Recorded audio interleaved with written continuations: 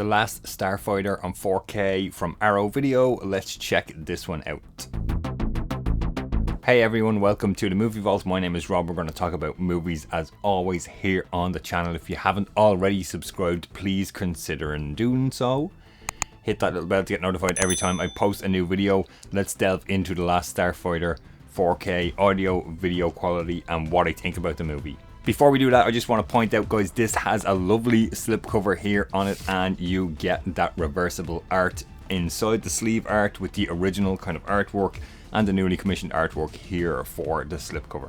I do also want to point out that this is a 4K only release, so there's no included Blu-ray disc, so no comparisons here, just initial thoughts on the audio and picture quality. Audio quality, guys, The Last Starfighter comes with a couple of different audio options here for you guys. You have DTS HD Master Audio tracks. You have a 2-channel stereo track 2.0.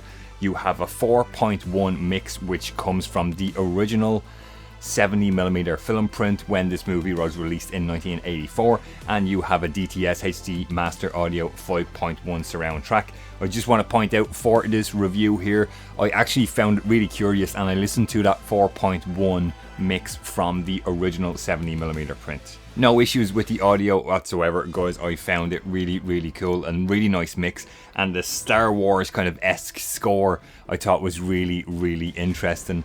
There is some sound effects somewhere in the middle of this movie where it really reminds me of Jaws the Revenge. You know, the kind of shark blip monitor thing they're listening to in Jaws the Revenge? There are some sound effects that sound surprisingly like Jaws the Revenge in this, because this comes a couple of years before Jaws the Revenge. Let's talk about the video or picture quality on this one, guys. 2160p 4K Ultra HD disc here from Arrow Video. 2.39 to 1 aspect ratio, so you'll get your black bars top and bottom of your picture there. A 4K scan of the original camera negative. Always good to hear, guys. Sometimes not necessarily great because it depends on how they've done the restoration. This also has Dolby Vision on this, guys, and I'm happy to say once again, as always, most of the time, film grain looks really good on The Last Starfighter. It's in there and it's a really nice color grade, and overall a really good transfer here by Arrow for this 4K release. Just a couple of bits about the movie, guys. This was I feel like it was a first time watch. It looks like something I probably would have been interested in when I was younger. It came out 1 year after I was born, but I seemingly don't really remember this movie at all. First thing that struck me about this was the kind of Halloween connection, and I love Halloween. You guys know here if you've been a long time viewer of the channel. This one's directed by Nick Castle, who played the original Michael Myers in the very first Halloween in 1978. So he steps behind the camera to direct this one. The Halloween connection continues with the cast. So the main star of this movie is Lance Guest, who was in Halloween 2.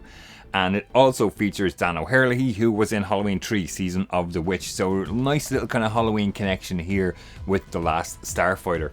The production design is done by Ron Cobb, and that's kind of all we need to say about that, guys. Spaceships and stuff looks really cool. Ron Cobb, a fantastic production designer. You will know him from many movies from the 70s and 80s and all that good stuff, guys. I found that really interesting, and as soon as I saw that on the opening credits, I was like, we're in for a good one here. The graphics and the special effects are actually not that bad for a movie that was made in 1984. All the graphics and the kind of spaceship stuff was created on a specific computer, and it's gone out of my mind back in the early 80s, but I thought, you know, I was pleasantly surprised by the special effects in this one. Dan O'Herlihy, they put him under a mask for the entire movie. What the hell, guys? I don't know. It seems like a bit of a lost thing there. He plays this kind of alien character, but his really noticeable accent kind of sticks out there, and you know it's him. The story kind of, without giving away too many spoilers, the story kind of splits at a certain point to look at Lance Guest, the main character, as he goes into the Starfight stuff, and then his kind of beta replacement. I think you kind of get a bit of a split kind of story there, which I thought was kind of interesting. Bonus features on this one, guys, I did not even time them. There's all of this bonus features. It's absolutely wild. the amount of stuff that's on this. It also comes with a really nice booklet, as we always come to expect with Arrow stuff. Overall, I enjoyed this one, guys, The Last Starfighter. It lost me a little bit right towards the end. It's 101 minutes runtime, and I kind of feel like there could have been like an 88, 90-minute version that kind of wrapped up succinctly what we needed to know at the end of this movie. The last 10 minutes felt like, you know, this is just here to maybe pad out some running time. Nothing major happens plot-wise and stuff like that, in my opinion. But there you go, guys. That is my full review of The Last Starfighter on 4K. Please jump into comments down below. I want to hear from you guys. Did you see this, The Last Starfighter, originally? Have you ever heard of this movie? I feel like I heard of it but never saw it. It felt like a first-time watch, which is really, really strange. But very interested to hear what you guys think. As always, stay safe, and I will talk to you guys on the next video.